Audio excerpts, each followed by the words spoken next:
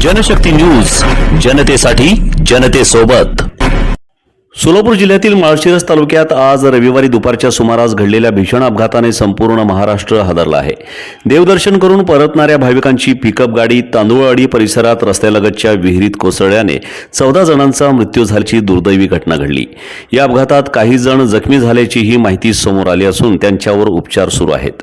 प्राथमिक माहितीनुसार भाविकांचा समूह देवदर्शन आटोपून आपल्या गावाकडे परतत होता।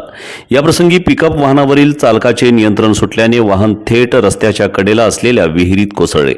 अपघात होताच परिसरात एकच खळबळ उडाली। स्थानिक नागरिकांनी तत्काळ घटनास्थळी धाव घेत बचाव कार्य सुरू केले। घटनेची माहिती मिळताच पोलीस, महसूल प्रशासन, आपत्ती व्यवस्थापन पथक आणि आरोग्य विभागाचे अधिकारी घटनास्थळी दाखल झाले। विहिरीत कोसळलेल्या वाहनातील प्रवाशांना बाहेर काढण्यासाठी युद्ध पातळीवर बचाव कार्य राबवण्यात आले। मात्र अनेकांचा जागीच मृत्यू झाल्याचे स्पष्ट झाले। या भीषण दुर्घटनेत मृतांचा आकडा 14 वर पोहोचल्याची माहिती प्रशासनाकडून देण्यात आली आहे। जखमींना तातडीने जवळच्या रुग्णालयात हलविण्यात आले असून त्यांच्यावर वैद्यकीय उपचार सुरू आहेत।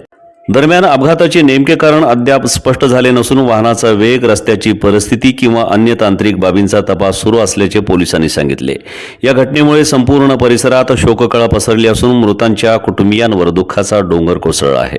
प्रशासनाकडून मृतांची ओळख पटविण्याचे काम सुरू असून अधिकृत यादी जाहीर झाल्यानंतरच मृत व जखमींची नावे प्रसिद्ध करण्यात येणार आहेत।